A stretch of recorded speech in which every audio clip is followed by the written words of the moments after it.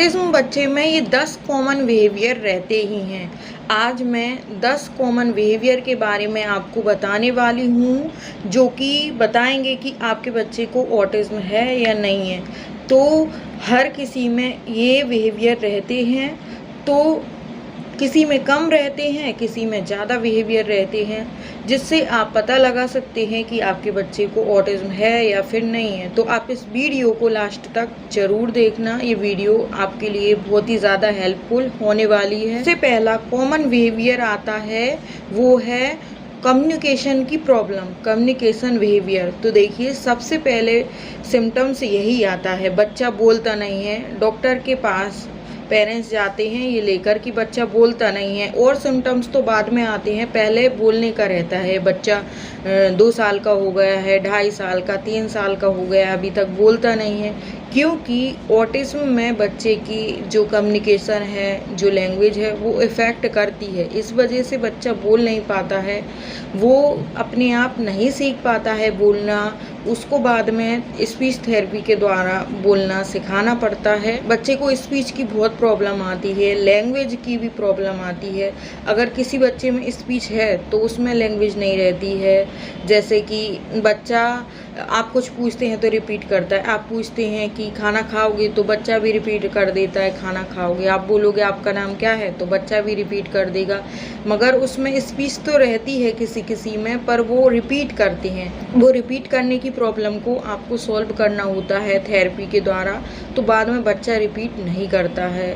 या फिर एक और प्रॉब्लम आती है कि बच्चा घर पे तो बोलता है, बाहर वालों से नहीं बोलता है, या फिर बहुत ही धीमी आवाज़ में आंसर देता है। जैसे आपने पूछा कैसे हो, तो बच्चा धीरे से बोल देता है ठीक हूँ, मतलब सही से नहीं बोल पाता है, क्योंकि वो डरता है, कॉन्फिडेंट नहीं होता है अपनी भाषा में, अपनी स्पीच में, तो उसमें ये प्रॉब्लम आती है।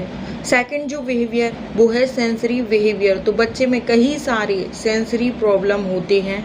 देखिए, मेरी लड़की में भी सेंसरी प्रॉब्लम थे। वो हेयर कटिंग नहीं करवाती थी, वो फुल बाजू के कपड़े नहीं पहनती थी, ऊनी कपड़े। तो बच्चे में कई सारे सेंसरी प्रॉब्लम रहते हैं। जैसे बच्चा को किसी का टच पसंद नहीं रहता है, रोने लगता है किसी की गोदी पे जाने में, या फिर पूरा दिन किसी चीज़ को टच करता रहता है, कोई बच्चे को टच करता है या फिर किसी को मारता है। और इस तरह के बिहेवियर बच्चे में होते हैं, जो कि सेंसरी प्रॉब्लम में जाने जाते हैं। और बच्चे में पानी से बच्चा छूता नहीं है, मिट्टी में नहीं जाता है, या फिर बच्चा कोई चीज़ का टच पसंद नहीं करता है। तो ये सब सेंसरी प्रॉब्लम में आते हैं। किसी किसी बच्चे को ज़्यादा सेंसरी प्रॉब्लम होते हैं, किसी को कम होते हैं। और वर्चुअल ऑटिज्म में भी ये सेंसरी प्रॉब्लम रहते हैं। कोई कोई बच्चे को साउंड में प्रॉब्लम आती है, कोई बच्चा ज़्यादा तेज़ साउंड नहीं सुन सकता है, और कोई बच्चा तेज़ साउंड के पास में जाके सुनता है। या अब नेक्स्ट है स्टीमिंग बिहेवियर। तो स्टीमिंग बिहेवियर में बच्चा एक ही मूवमेंट बार बार करता रहता है, जैसे आगे पीछे घूमेगा, या फिर हैंड फ्लैपिंग करेगा, या टो वॉकिंग करेगा, या फिर बच्चा मुँह से कुछ आवाज़ें निकालेगा, या फिर बच्चा जैसे ड्रेस में बटन है उसको ही टच करता रहेगा, या फिर ड्रेस में डोरी लगी है, जिप लगी है, उसी को टच करता रहेगा बार बार, या फिर गोल गोल घूमता रहेगा बच्चा, आंखें तिरछी कर करके देखेगा बार बार, फैन को घूमते हुए देखेगा, हाथों को हिलाएगा अजीब तरीके से, आंखों के पास ले जाए। तो ये सब स्टीमिंग बिहेवियर में आते हैं, जो कि किसी बच्चे में ज़्यादा होती हैं, किसी बच्चे में कम होते हैं। थेरेपी देकर बिहेवियर को ठीक किया जा सकता है। चलो, ऑटिज्म में भी ये सिम्टम्स रहते हैं और क्लासिक में भी ये रहते हैं। अब 4th नंबर पे आता है प्ले बिहेवियर। तो बच्चे में खेलने में बिहेवियर में प्रॉब्लम रहती है, वो दूसरे बच्चों के साथ में नहीं खेलता है, अलग तरीके से ही खेलता है। नॉर्मल बच्चे प्रीटेंड प्ले करके खेलते हैं, वो इस तरह से नहीं खेलता है। वो या फिर टॉयज़ को लाइन में लगाता है, या फिर कार से खेल रहे हैं तो कार को उल्टी करके उसके पहिए को घुमाता है, या फिर कोई ऑब्जेक्ट को पास में ला के आँखों के पास ला के रखता है, खेलता है और अजीब ही चीज़ों से खेलता रहता है, जैसे बॉक्स से ही खेलता रहेगा पूरा दिन। और बच्चा अकेले अकेले खेलना पसंद करता है, ग्रुप में खेलना नहीं पसंद करता है। कहीं सब बच्चे खेल रहे हैं तो उनके साथ नहीं खेलेगा, अपना ही अलग एक खेल खेलेगा और अलग ही तरीके से खेलेगा, प्रीटेंड प्ले नहीं करेगा। जबकि जो नॉर्मल बच्चे होते हैं वो प्रीटेंड प्ले करके खेलते हैं, सबके साथ खेलते हैं, पर ये बच्चे अकेले ही खेलना पसंद करते हैं, उनको सबके साथ पसंद नहीं आता है। नेक्स्ट है सोशल बिहेवियर। तो ऑटिज्म बच्चे का सोशल बिहेवियर बहुत ही ज़्यादा खराब रहता है, चाहे वो वर्चुअल ऑटिज्म हो या फिर क्लासिक ऑटिज्म हो।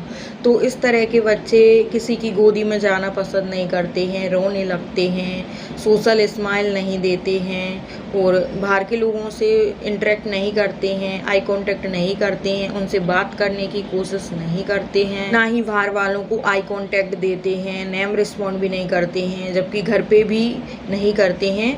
कोई कोई बच्चे घर पे आई कांटेक्ट नेम रिस्पॉन्ड करता है पर बाहर नहीं करता है। बाहर वाले लोगों से बच्चा घुलने मिलने की कोशिश नहीं करता है, उनसे डर लगता है। बाहर वाले कोई पड़ोसी आते हैं या कोई भी आता है तो बच्चा अलग रूम में चला जाता है, उनसे मिलने नहीं जाता है। या कोई नया इंसान है उससे बच्चा डरता है, उससे इंटरेक्ट करने की कोशिश नहीं करता है।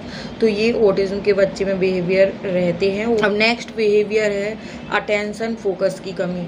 तो ज़्यादातर ऑटिस्टिक बच्चे में अटेंशन फोकस की कमी रहती है, वो इधर उधर देखते रहते हैं, एक जगह पढ़ाई में ध्यान नहीं लगाते हैं। कोई चीज़ उन्हें सिखाने की कोशिश करें तो वो सीखते नहीं हैं, एक जगह टिक के नहीं बैठते हैं, इसलिए वो पढ़ाई में थोड़े पीछे होते हैं। जब उनकी थेरेपी होती है और उनका अटेंशन फोकस बढ़ने लगता है तो फिर उनकी लर्निंग भी बढ़ने लगती है, वो अच्छे से पढ़ाई भी करने लगते हैं और कोई चीज़ सिखाओ तो सीखने भी लगते हैं। नेक्स्ट है रिपीटेटिव बिहेवियर।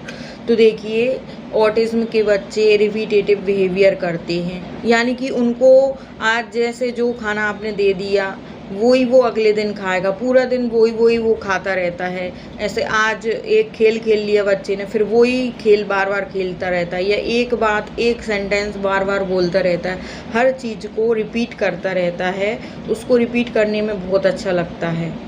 ऐसे कपड़े भी आज आपने पहना दिए तो कल भी वो वही पहनने की जिद करेगा, 2-4 जोड़ी जो कपड़े डेली में पहनता है बाहर भी वो वही कपड़े पहनने की जिद करेगा, मतलब चीज़ों को वो रिपीट करता है। नेक्स्ट बिहेवियर है रूटीन के पक्के। तो ऑटिस्टिक बच्चे रूटीन के एकदम पक्के होते हैं, जैसे आज सुबह आप उनको गार्डन लेके गए तो अगली सुबह भी वो आपको बोलेंगे, भले ही उनको घड़ी देखना वॉच देखना नहीं आता, अगली सुबह भी वो बोलेंगे कि गार्डन जाना है, या फिर इशारे में जैसे भी वो बताएं अपनी बात बताएंगे। और जैसे आज आपने बच्चे को कड़ी चावल दे दिए तो अगले दिन भी वो कड़ी चावल ही मांगेगा। ऐसे आज आप बच्चे को होटल में डिनर करने के लिए ले गए तो अगले दिन भी वो बच्चा बोलेगा होटल में डिनर करने जाना है, यानी कि बच्चा रूटीन को फॉलो करता है। ऐसे आज आप एक रास्ते से चले गए तो बच्चा बोलेगा अगले दिन कि आज भी उसी रास्ते से जाना है, मतलब जिस रास्ते से जाते थे पहले उसी रास्ते से दोबारा जाना है। इस तरह से बच्चा रूटीन को फॉलो करता है। रूटीन को फॉलो करना वैसे अच्छी बात है, अगर बच्चे को आप पढ़ाई के लिए रूटीन सेट कर दें, जैसे सुबह 1 घंटे पढ़ना है 7 बजे से 8 बजे तक, तो अगले दिन भी वो पढ़ेगा तो इससे उसको फ़ायदा ही होना है। पर कोई सी चीज़ में रूटीन को फॉलो करना सही नहीं रहता है, जैसे इसी रास्ते से जाना है, यही कपड़े पहनना है, यही खाना खाना है, या फिर कल होटल गए थे आज भी होटल जाना है। मेरी लड़की में भी अभी भी ये प्रॉब्लम है, वो भी रूटीन को फॉलो करती है। और नेक्स्ट जो बिहेवियर है वो है हाइपर एक्टिविटी।